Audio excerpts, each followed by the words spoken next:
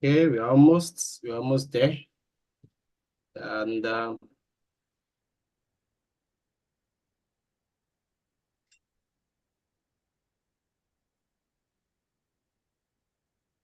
okay. Hi, ladies and gentlemen. We're almost there. Welcome once again to another edition of the Coappt Impact Corner. Live with us here today, we have an interesting personality, a young woman who is doing great things out there. You know that at Coappt Impact Corner, we bring to you different opinion leaders, thought provokers, change makers, across the world, who are around the world, who are doing great and mighty things, to build a society. So, in case you are joining us live, or probably you're seeing this as a replay some other time later, please go ahead and share this live session to your friends, to your reference networks, to your family members, so they can join us right away.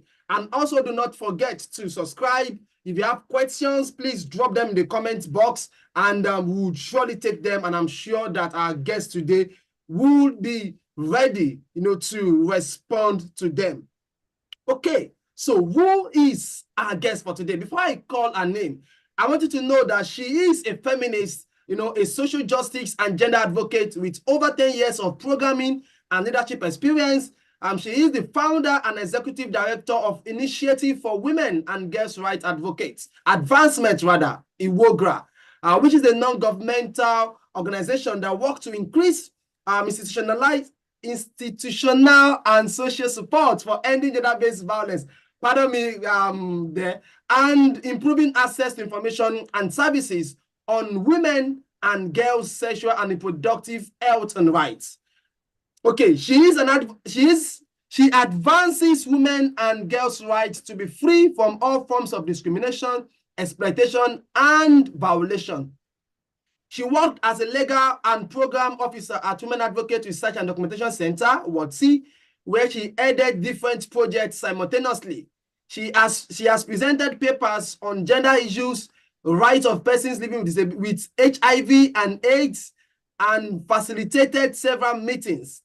She has provided technical assistance on mainstreaming gender issues into various development programs, policy dialogues and analysis, criminal justice system, capacity development, civil society engagement, and program management. She is an excellent advocate on sexual and reproductive health and rights, gender laws and policies, gender and corruption, experienced in grassroots mobilization and project execution across the regions of Nigeria. She has acquired series of trainings and knowledge building skills both within and outside Nigeria. She has done a lot of research and edited several research publications on access to justice, gender governance, human rights, and development.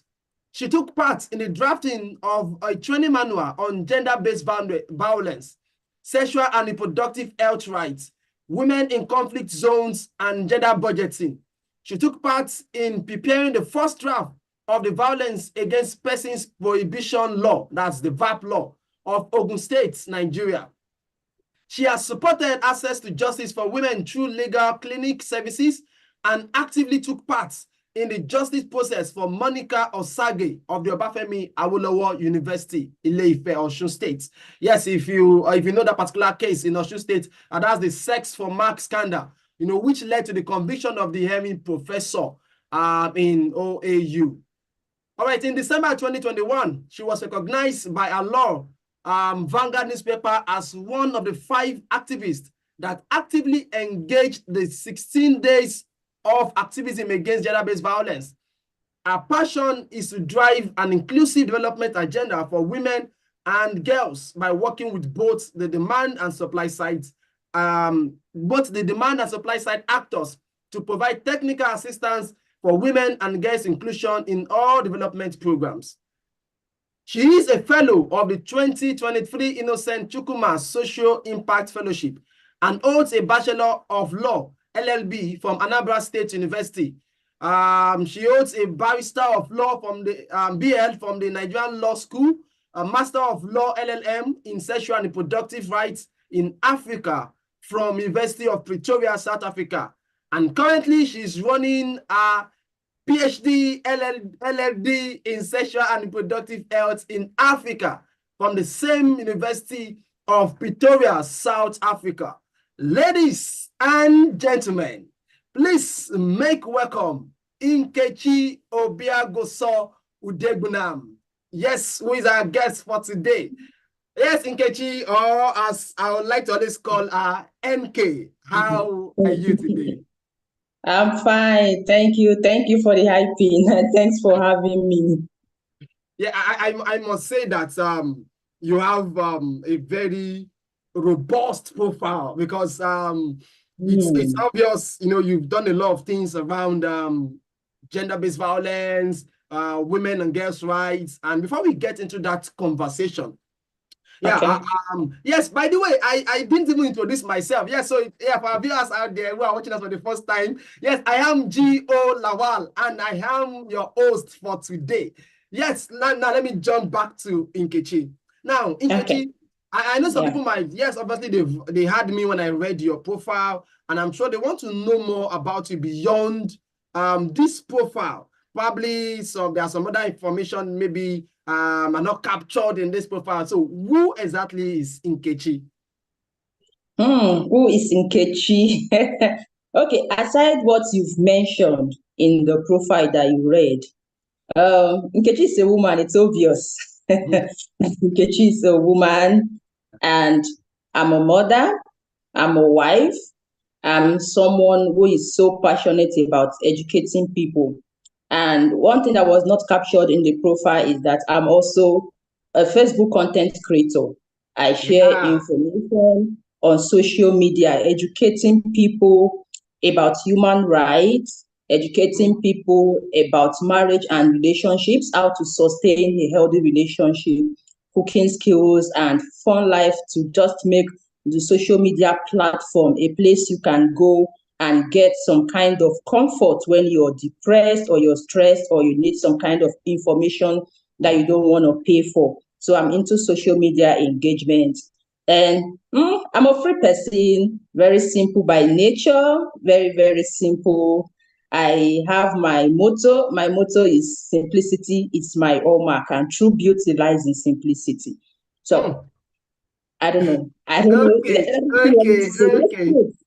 Okay. I'm actually going to get into that part of the online content creation because I've really been following a lot of things, you know, that you've been posting out there, and I'll just be like, okay, this woman is really good. She's really going hard on this content creation. But I'm sure that some people, you know, who probably have been seeing your content will not even know that, you know, we have a doctor in view, you know, so it's not about being a doctor, but we'll get into that.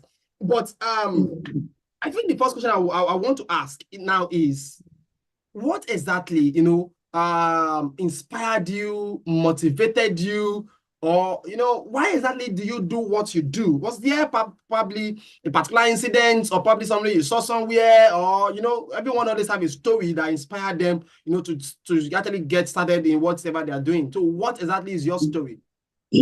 Okay. Okay, first let me say I was born into a family of 5, 4 girls and a boy. I'm the third child of my parents. And you know, in a typical Nigerian society, the relegation of girls, how girls are seen not to be children, though they are people we have, but they are not children. And this was my own peculiar experience growing up. Growing up as a little child at the age of 4, at the age of 5, I could remember the things that happened during that time. I could remember sentences, statements, and phrases people make to my mom, telling her that, you know, you have one eye because she has just one boy. People telling her that having girls all over the place is not beneficial. Your husband will leave you to marry another woman. Your daughters cannot inherit your husband's property. You know, a lot of talks around the relegation of women. And my dad had no issues with having girls. Honestly, he treated us well. He loved us equally. He treated us better than he treated the boy who was the last child of the family. But I kept seeing people talking to my dad himself, telling him that these things you're doing for these girls, you're wasting your money because these girls eventually get married to somebody, they will move away. I also saw the pressure from family members pressuring my father to get a second wife because we had just one boy. The girls were not counted and he needed to get many more children. I didn't like that. And also because most times you see my mom, she's moody, she's lost in thought because words have a way of getting at people. And I really liked that. So I've always made up my mind that I will make a difference in the society, that I'll grow up to be that girl whom parents will trade their sons for. That you have a son, but you desire to trade your son to have a daughter. Then now, at the age of 8, then I was in primary 3 or so. We were watching the television where we saw a movie titled No Woman, No Cry. I don't forget the name of that woman. It's a Nigerian movie. The main actor there was Chinwe Owo. If you Google her, you know Chinwe Owo. That's Nkem Owo, Sophia's sister. In that movie, she was a women's rights lawyer. Her major focus was advancing the rights of women who are being abused and maltreated, women who are experiencing domestic violence in their marriages, women who are being denied access to their husband's property after the demise of their husbands. She pursued cases of inheritance, trying to make sure that family members who perpetrated violence against women are brought to court, and she will spend her last kobo. She focused on indigent women. So she will spend her last kobo to ensure that she gets justice for these women. As we were seeing that movie, I was moved, I was touched. I turned to my mom. I always have that scene in my head at the age of 8. I turned to my mom. I said, Mom, you see what this woman is doing? This is what I want to do when I grow up. I want to be a lawyer. I want to fight for the rights of women and girls like me. I will defend women. You don't have anybody to defend you, right? I will defend women. I reiterated that statement again, that I will become that girl men will trade their sons for. She was like, oh, you can't be a lawyer. You are too soft. You're too quiet. That lawyers are tough. Lawyers are rigid. Lawyers are rugged. I said, oh, really? Lawyers are tough. They are rigid. She said, yes. See, if your client brings a case to you, you'll be crying with the client because you're very soft. I said, have you ever cried to any client? I did not. I've never. Because I promised her that very day. I said, okay, if this is what will make me not to be the lawyer that I want to be, that I will become tough and firm, that the soft part of me will become a shadow, that I'm going to put all the skills that out there that is required to become this woman that I'm watching on TV now. She said, okay, let's watch and see. Just go and be a teacher. Because as a child, I've always loved to teach. I said, no problem, that I will be a teacher, but you see this lawyer thing, I will be this woman. And from that day, I started preparing myself for being a lawyer. If you have essays in school, this program said they will ask you what do you want to be in future. From that day, it's always I want to be a lawyer. And I told that line till I finished primary school. I never changed my interest in career. Till in secondary school, and when it was time to write JAMB, I applied for law and I got the admission. I went to school, furthered my education to become a lawyer because that was what I've always wanted to do, fighting for the rights of women. And when it was time for my youth service, I was posted to Kano during the height of Boko Haram insurgents. I couldn't stay. I relocated to Ogun State because I couldn't get Lagos. Lagos was full as at that time because it was after the campaign exercise. So I was posted to Ogun State. The very day I reported at the secretariat and I was given my letter of posting, I read the name on the letter. It was Women Advocates Research and Documentation Center, Ward C. I was like, oh, this sounds like a women's rights organization. This is where I want to be. And the officer there made me to understand that the person who brought the letter just left now. As if the person knew you were coming. The person who just brought this letter left right now. And that was how I found myself in Ward C, where I was able to do that which I've always wanted to do, which is fighting for the rights of women. It was like God knows my path. He knows where I want to go. And right there, it led me there. And from Wati, I moved towards establishing my own organization because I wanted to have that space to explore my potentials, to achieve what I want to achieve without limitations. Wow. So I must say that not only did you become a lawyer, because it's one thing to say, oh, I want to be a lawyer. Yes, now I'm a lawyer, so I'm done. But so you built a career, from being a lawyer to to becoming a strong force in the women movement. And with that, you also have your own organization. And it's we have in your profile, your bio, the Monica Osage case, which we also involved in and was part of the team, who actually fought that case. And I know there are a couple of other things, that you've also engaged in. So yeah, I want to ask this question now. Okay, so over these years, based on what you said you wanted to do, so are there success stories that you think, oh, yes, I said I was going to do this, and yes, I am doing it, and I can say this, and this are some of the things that I have achieved so far, doing the work, doing what I said I was going to do. Can you share like 1, 2, or 3 with us, the shortest time possible? Okay, well, let me start with the first one because remember the whole idea, the whole motivation started from family. One thing that, like I promised myself that I will become that daughter men will trade their sons for. That has always been my moving word statement. So now, presently in my family, after I finished the study of law, I built myself in different skills. I made sure that I was relevant in my family. When I mean my family, in the Obiaboso family.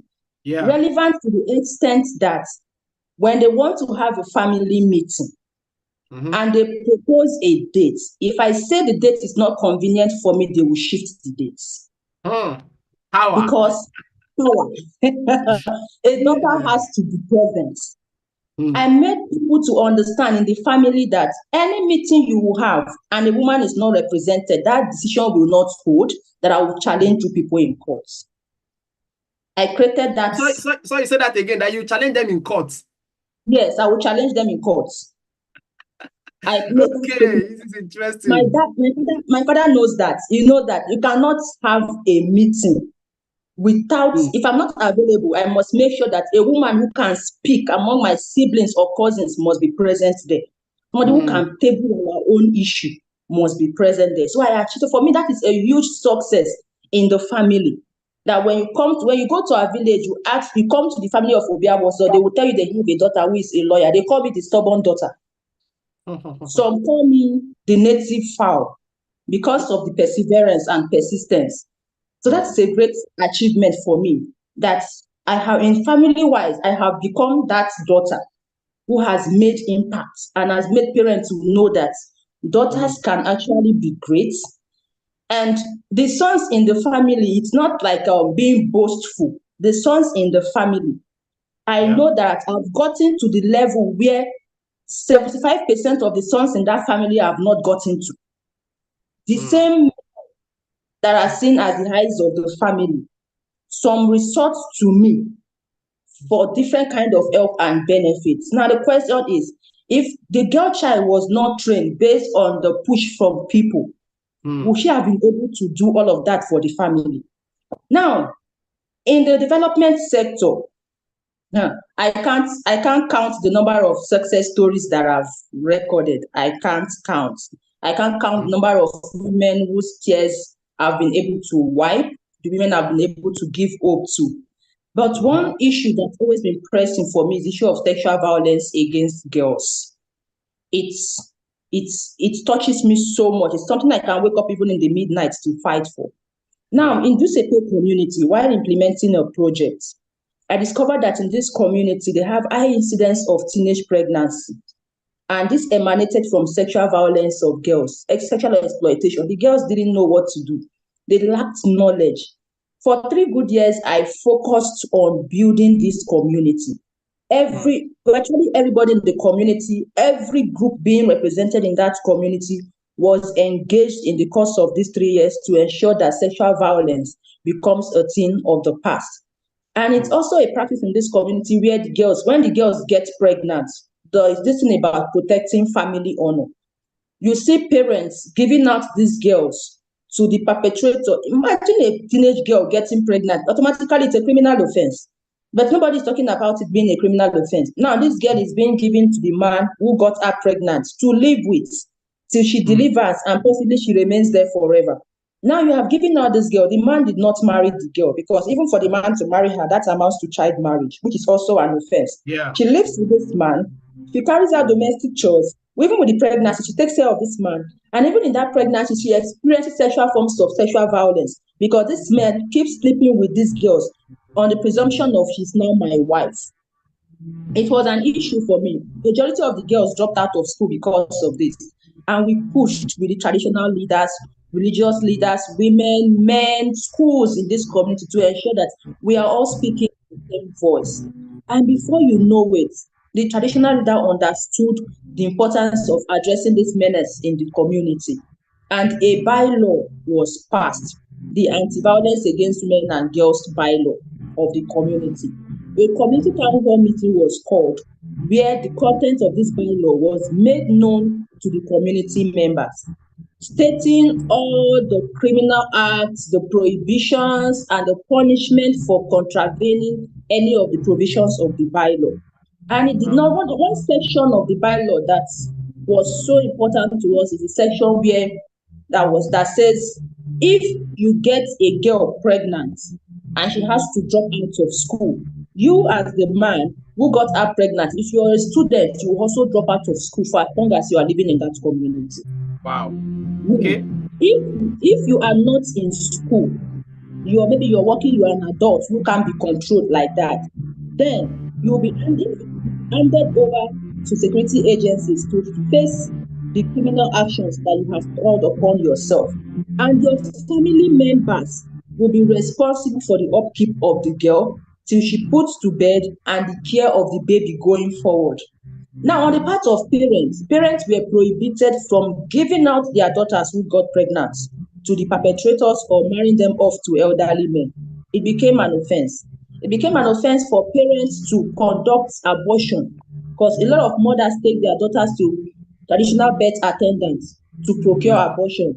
And in the course of the project, a girl died while we were implementing this project.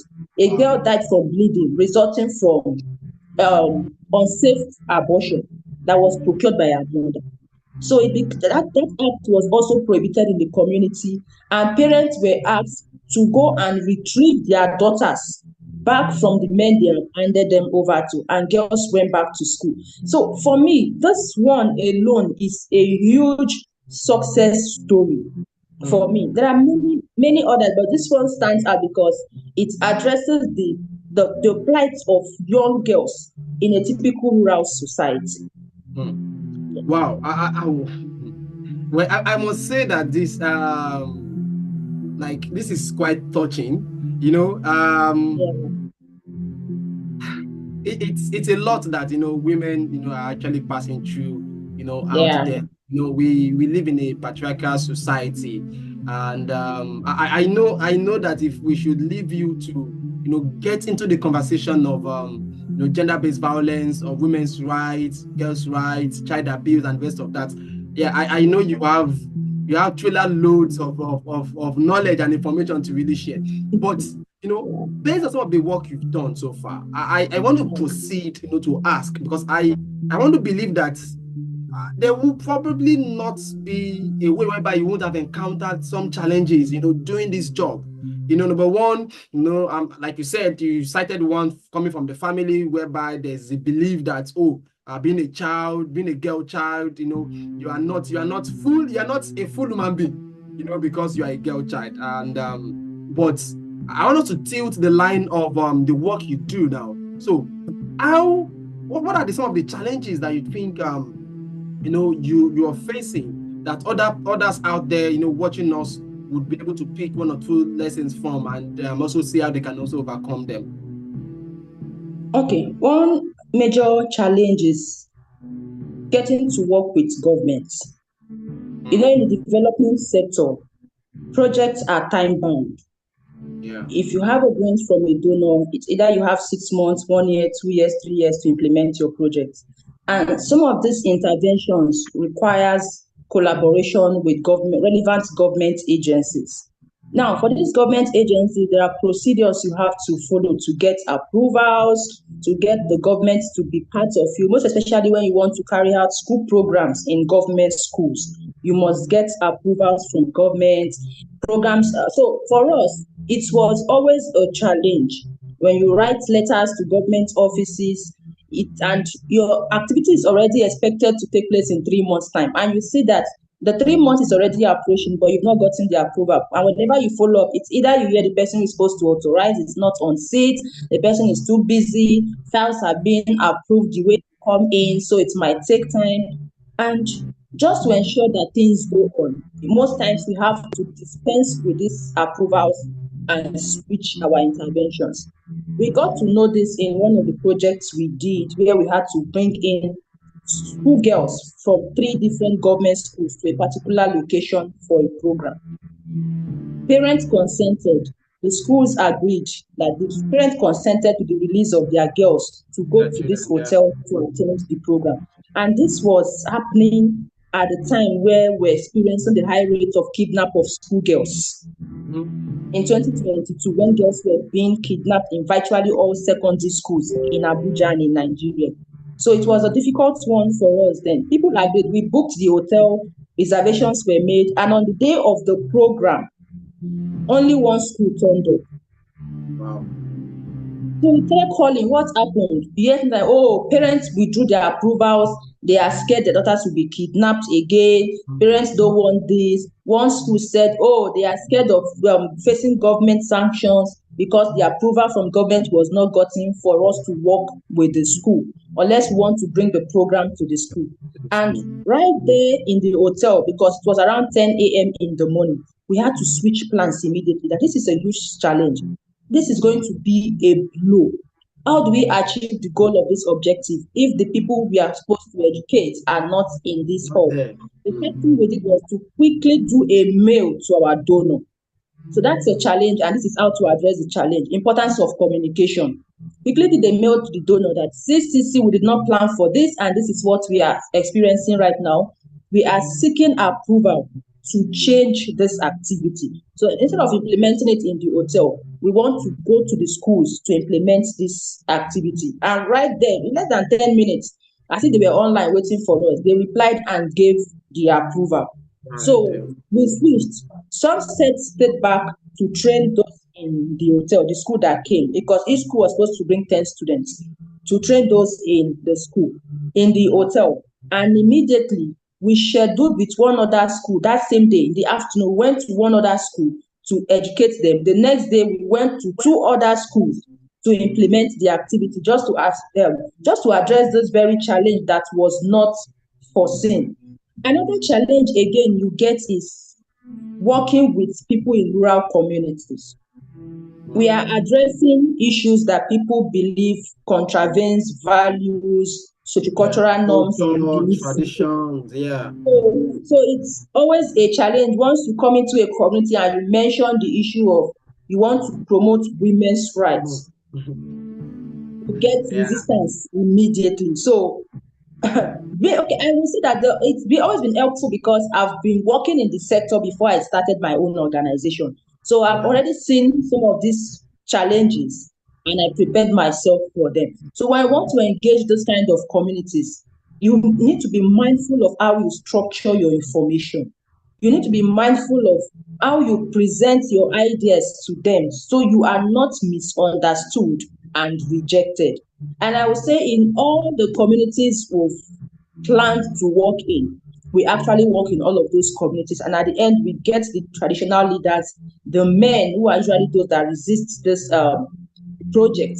We get them to work with us because we understand and we speak their language. We make them to understand that we are here to implement, but we are not here to promote what your culture does not permit, but rather we are trying to see how we can tweak your culture so it does not abuse the right of some set of people in your community. And you give examples, you do trainings, and before you know it, everybody's working in line with you, and that very challenge is being addressed. As we all know, again, another challenge has always been finance, getting funds. You need funds to achieve a lot of finance. Sometimes you want to do so much, most especially when we run projects that are educating women about gender-based violence, and you're telling them to speak up and not be silent. And the projects, the donor-funded projects you are running, is saying you cannot use our money for legal aid. And the same project is telling you to carry out activities that address gender-based violence.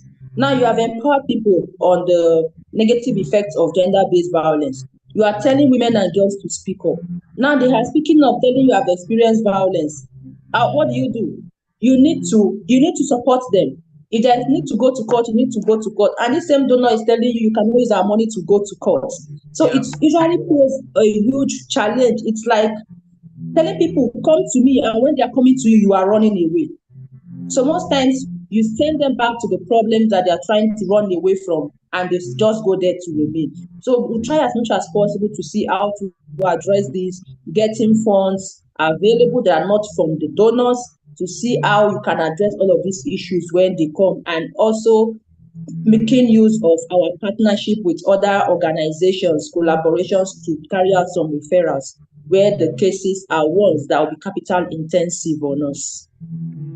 All right. Thank you so much. Wow. I'm going to pick you on the issue of fund. But before I get into that question about fund, because there's a lot that a lot of organizations are facing when it comes to funds. But before I get into that, so yes, please, in case you are just joining us, probably you are joining us live, watching this live, or you are watching this as a replay. This is Coappt Impact Corner, and we have with us Nkechi Udegbunam, and yes, she's our guest for today, and she is the executive director and founder of Initiative for Women's Rights and Girls Advancement. I hope I got that right. Iwogra.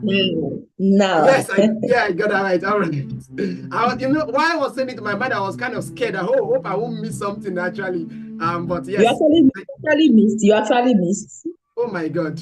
Okay, so let's leave that so that I don't disgrace myself openly. All right, yes. So please, if you have questions for Nkechi, please kindly drop them in the comment section. I'm sure she'll be ready to take your questions. Or if you have recommendations or other things you want to, in fact, you can even vent your anger. Just drop them in the comment section. We'll be ready to attend to them. Please do not forget to share this to, with other people out there so that they can also be part of this conversation. And please don't forget this happens weekly. But yes, we would like to get your subscription, and also don't forget to hit the notification button so that you are always informed anytime we come live. All right, so back to you, Nkechi. Okay. Now, talking about fund. Now, because for us at Coappt, yes, by the way, this podcast is being put together by Coappt Solutions.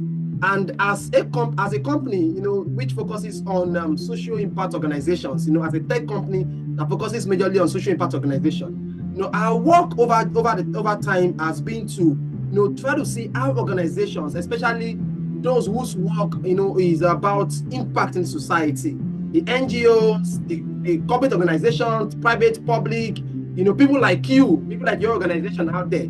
How can we see how to leverage some of the resources we have out there, especially technology, to advance the work we do?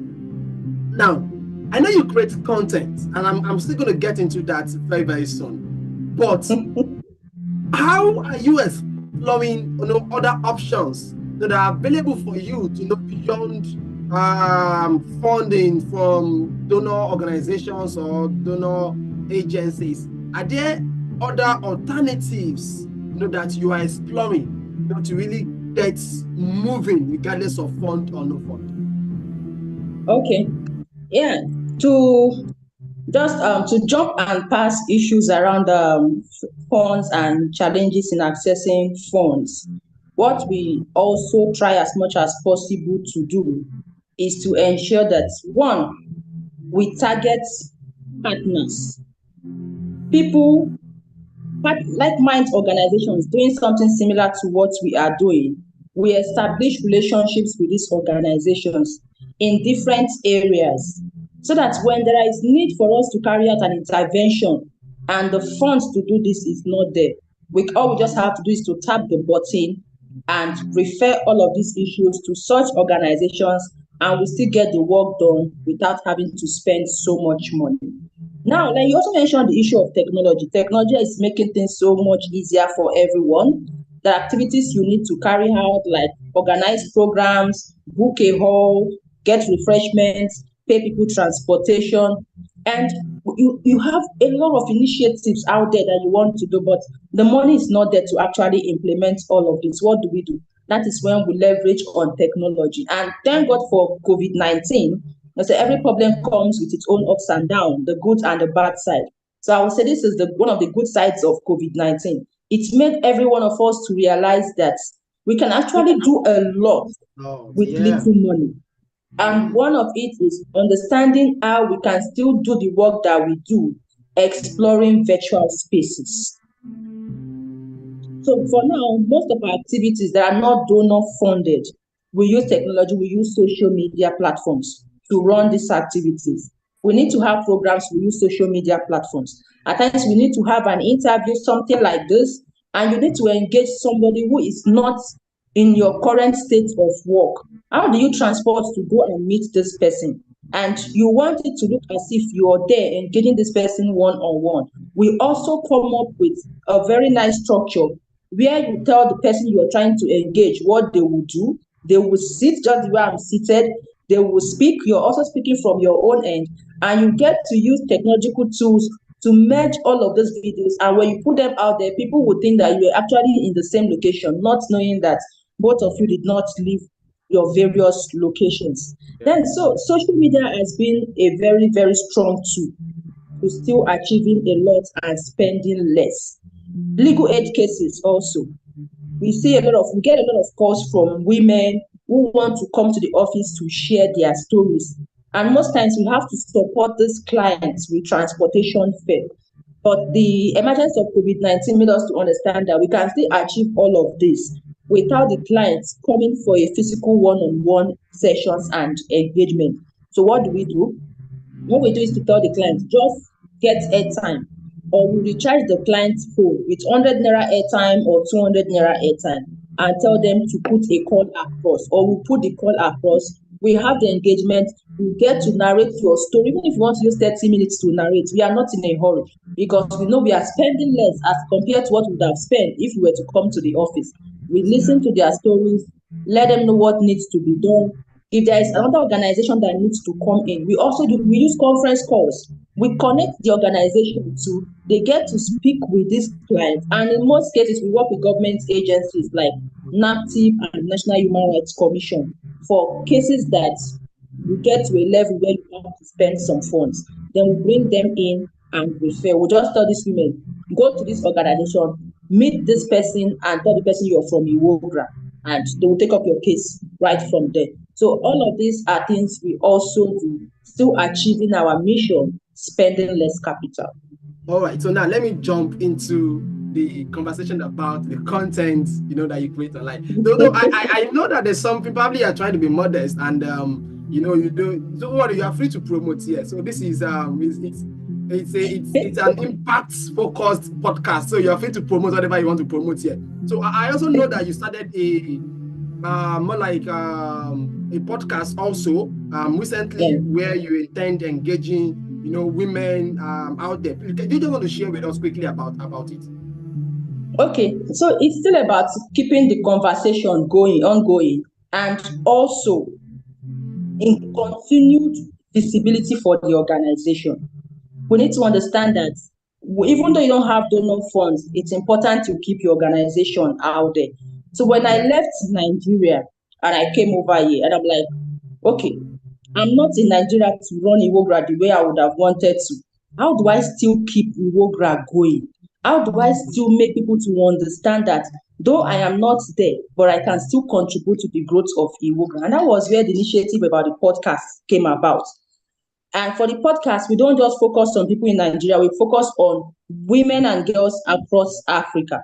When I shared the initiative with my team, they were like, how will you get women and girls across Africa? Do you have contacts in all of the African countries? And I said, okay, I am now in a state where it's easy to get people from diverse African countries. So all I need to do is to map out all of these people, stream them and see those that are relevant to my conversation, inform them about the project I want to implement, and get their support to be part of the engagement. And that was what I did. So before we even put out the flyer to say we are going to commence this podcast, what bothers me most, that's the title of the podcast, where women share their thoughts on salient women and girls issues that are not being brought before the front burner of discussions. So after that, I started engaging many women. Once I meet you as a woman, I will have to talk. The next thing I ask is, which country are you from? To see if you are from Africa. And the moment you confirm that you're from Africa, I just start telling you about the project I want to commence and get your consent to be part of it. So once you agree, I say, okay, now I've gotten one person from this country. And that was what I did and got the consent of, right now, I've gotten the consent of 10 women from 10 different African countries. Wow. And my being here, I work at the Center for Human Rights. Aside being a PhD student, I also work at the Center for Human Rights, University of Pretoria, an international organization that is sponsoring my education. And now it's an organization that believes in Africa diversity. So we have many women and young women working at the center from different African countries. So the space alone has given me what I'm looking for, because the women at the Center for Human Rights, the African women there already, I can cover like 15 women from different African countries. So by the time I'll exhaust all of these women to start going out, you can see that the likelihood, I get somebody chatting me that, can you sustain this program about getting women from Africa? Why not limit it to Nigeria? So this was the plan, to ensure sustainability of that activity and to also ensure the visibility of the organization. I have discussed with all of these women, letting them know the month in which they will be featured. So as the month goes, I will let you know that next month you'll be the one I'm going to engage. We'll fix a date, we'll meet, we'll sit, we'll discuss. So when people see, people will be wondering, did you travel to Zimbabwe to engage somebody in Zimbabwe? Did you travel to Kenya to engage somebody in Kenya? Not knowing that I'm actually accessing all of these women in one state. So that's way.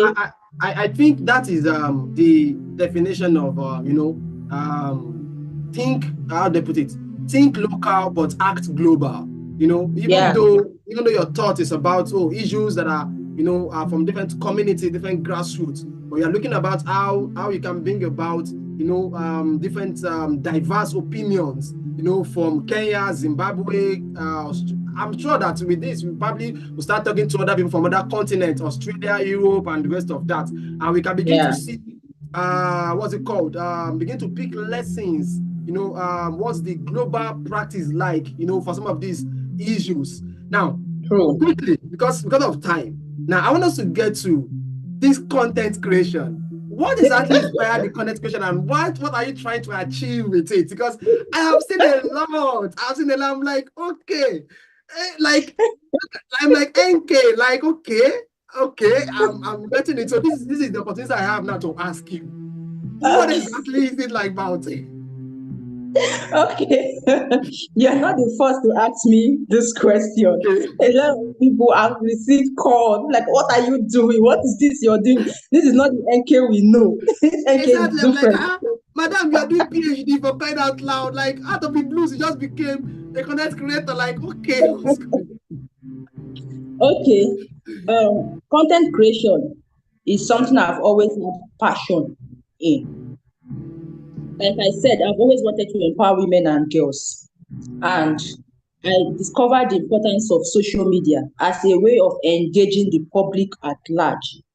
I created the page in 2016. That was when I started content creation.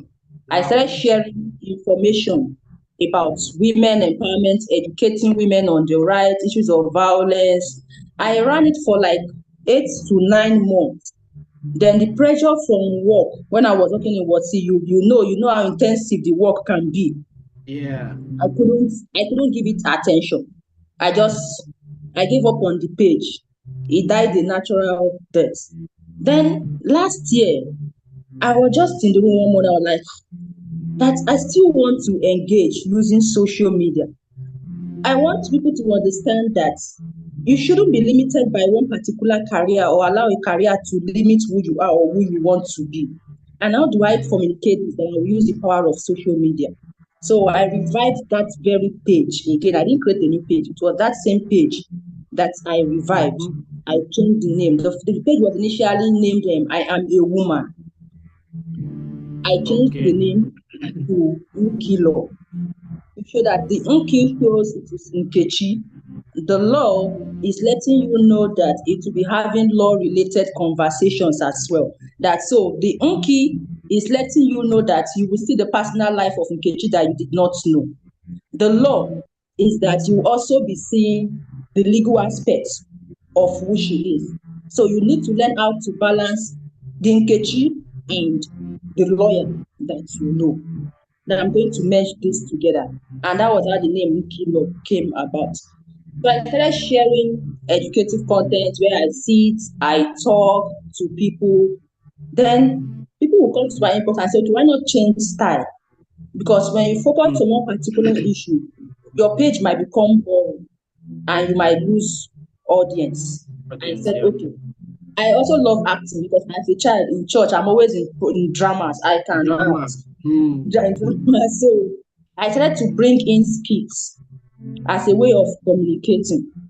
So if you watch all of the skits, if you watch them, they might look crazy, they look funny, but there is an undertone message that is promoting the rights Yeah. of women and girls. Mm-hmm. There is an undertone message that is empowering women. There's an undertone message that is letting men know how to treat women. So I also share content about, you will see personal life between me and my husband. I had to drag my husband and bring him on social media. I'm not a social media I person. was, in fact, I was coming there. I was saying, like, you did it to the point where you even dragged your husband, because I remember there was one that I think you were talking about, maybe, okay, this is not the show for kids, right? Maybe you're talking about, oh, I'm not, your husband was like, I'm tired, I'm not doing it again. Like, oh, guy, you must continue to do it. Oh my God. Yeah, so I had to drag him because there are some content I want to put out there. I need crew members. I can't do everything alone. All right, so Yeah. I need the content that involves a man. That Mr. Man, you are here, you need to support this cause. You believe in women's rights, right? So you need to come and be a cast. You're like, no, you can't do this. You're not a social media person, you can't act. I said I will teach you, will act it.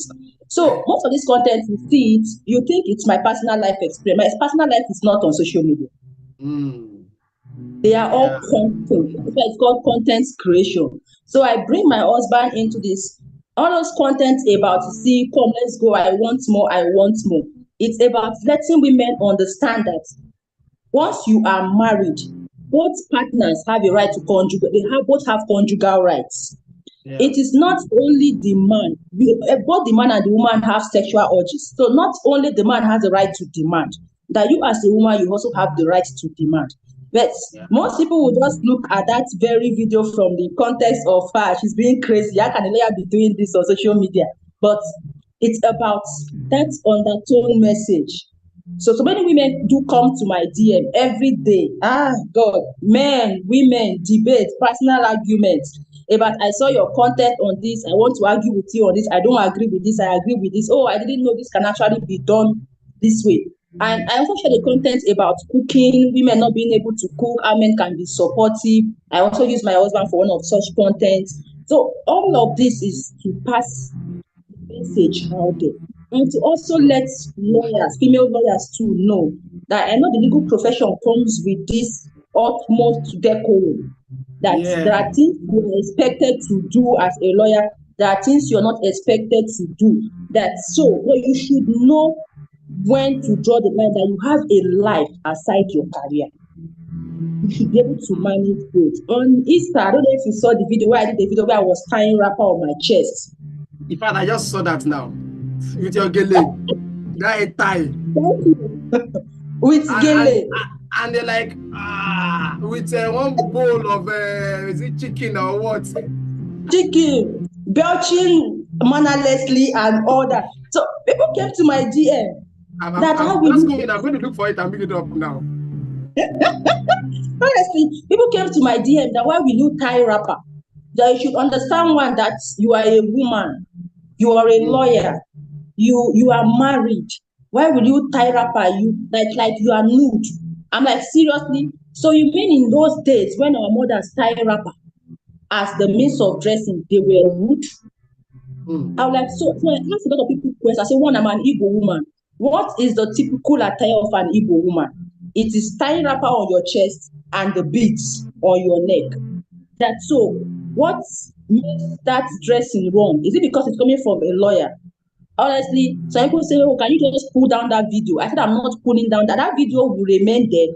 If you can help me share that video. That women should understand that you don't allow people to control who you are or who you want to be. Do what suits you.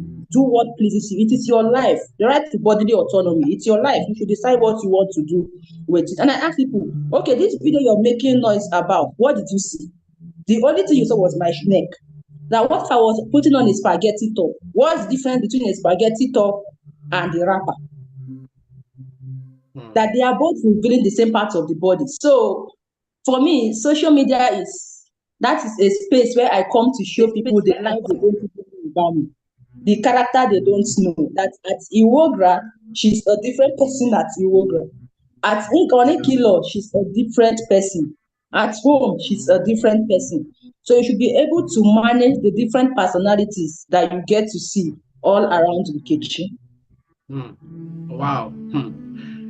Well, Nkechi, Nkilo, and the different funny characters online, I'm sure that maybe as time goes on, we'll be able to pull up one of your videos, so that the world will see, and probably they can also get to, go check them out.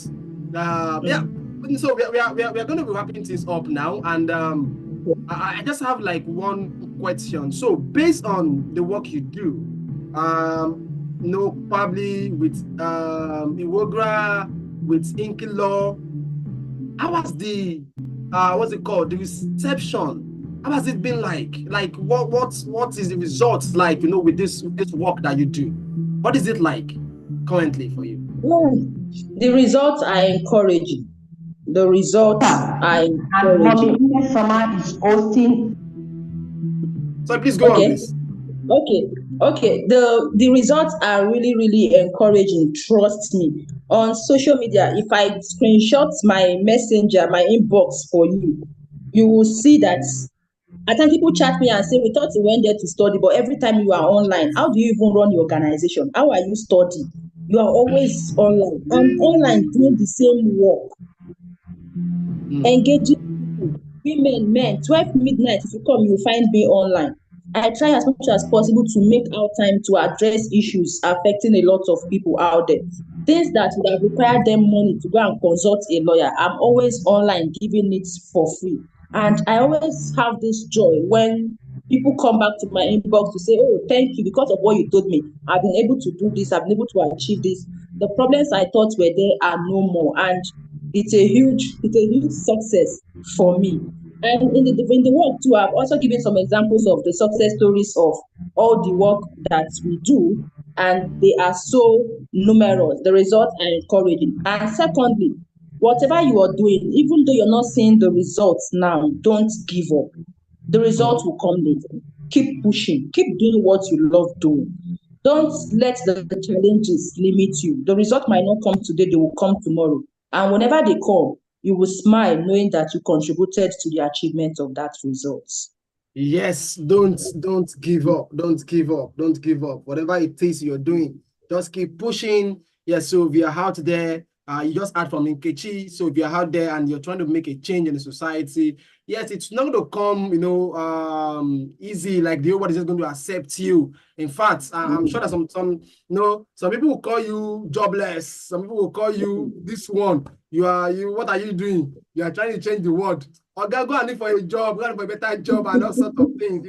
These are things that we've heard about, and I'm sure that Nkechi is not exempted from conversations like that. But yet, she keeps pushing, and I don't know. I keep stressing the fact that she's currently a PhD student right now, and I know very soon now I won't be able to start. I won't be able to just call Nkechi. I'll have to put Doctor Nkechi, and No, I Nkechi, can't wait for that time. okay, I think I should have a right to ask you. I should have a right to ask you a question too. Why are you pushing on this PhD? Why are you pushing on it? Oh my God! Because I know it's not easy. Actually, I know it's not easy. To really get to do that. It's not easy, and some people will tell you. Some people actually you can't reach them when they are doing PhD like this. Like, no, I'm busy. PhD this thing is really giving me a hard time. But you are doing PhD, not just PhD. In sensitive area, and yet you are still able to do Inky law, and you are still working in a like is it a human rights center or so, and I'm sure that there are still family responsibilities, and other things that you still have to attend to. Well, I must say that it's a lot that you're doing, and thank you so much for doing what you're doing. Thank you, because I must say that you're actually a gift to this world. You're a gift to to the womanhood. Yeah, I think that's the word I'm looking for. To the I'm honored. Yeah, thank you so much. And for what you're doing at Iwogra also, thank you for the great work you're doing. So just I'd like to let people know that Coappt Impact Corner is just about telling the stories, spotlighting impact stories from professionals, from personalities, from thought provokers. It might be I was going to mention, might be a PhD student like NK, today, to one girl or one guy in the community out there. And yes, I'm also looking at getting, from Africa to across the world. Very soon you start seeing us bringing people from Sweden, Australia, not just Nigeria. Yes, so that you can have a global view to social impact, across the world. So thank you so much for being part of today's podcast. But before we go, I would like to ask you, Nkechi, there's something you like to get, there's this feedback we also like to get from our guests about, Coappt Impact Corner. So what do you think about Coappt Impact Corner, and probably a sentence from you, to our audience out there about Coappt Impact Corner? Coappt Impact Corner, I would say, is a laudable program, organization, a good team that is really doing a lot to bring to limelight salient issues. And I also love the fact that Coappt engages young people. There's a lot of young people out there are doing a lot, but they are not being seen. They are not being heard. And this is a gap that Coappt is bridging, and it's a very good and commendable one. And also the fact that Coappt makes use of technology. As young people and in recent times, we should all be able to use technology to explore all the initiatives that we have out there.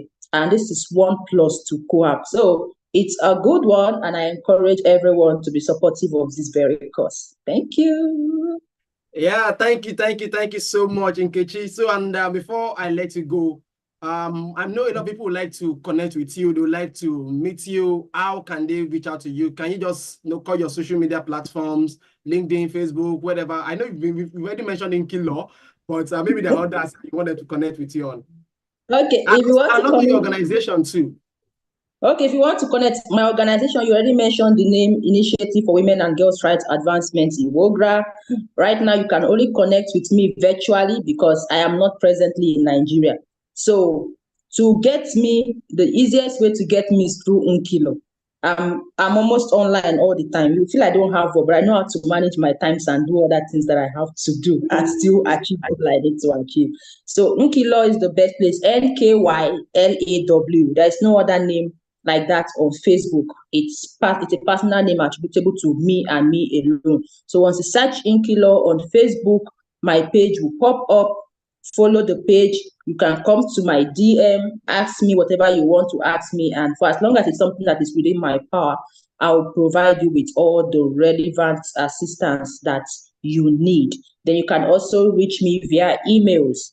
My email is Nkechi Marianne, bringing my two names together, nkechimarianne@gmail.com or nkechi.iwogra@gmail.com. So whichever one you can reach me, but trust me, just come to my DM, Nkilo. There is need to further the engagement. I will give you my other contacts right from there. All right, ladies and gentlemen. Yes, so you've heard from Nkechi, or should we call her Nkilo? Yes, so it's been a wonderful time with you, Nkechi, as I like to call her NK. Yes, so thank you so much. And I like to also call her my Oga. Yes, my Oga is a Nigerian word for you to say like boss. Yes. I like to call her my Oga. And I Yes, tell you, Oga.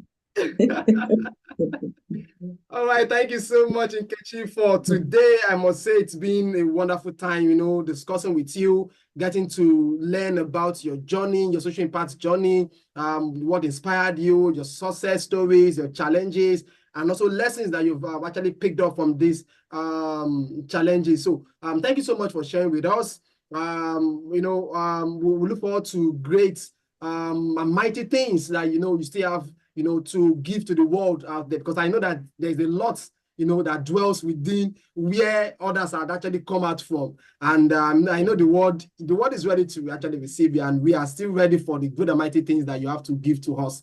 Thank you so much for the time. Yes, so, and please, ladies and gentlemen, do not forget to subscribe to Coappt. Yes, on YouTube, it's just Coappt, Coappt, Coappt. On Facebook, Twitter, TikTok, LinkedIn, it is still Coappt, Coappt. Yes, please reach out to us, and we'd like to always engage you. And by the way, like I said, this is Coappt Impact Corner, where we spotlight impact stories from professionals, personalities, and organizations, to you to see how people are actually changing the world out there. Once again, I am G.O. Lawal, and this is brought to you by Coappt Solutions, a tech social impact company, that leverages on technology, to really engage professionals, organizations, and enthusiasts within the social impact community, to connect them to resources, to connect them to networks that would help them in advancing their work. Yes, so please, if you have any tech work, any tech engagements, you are in social impact space,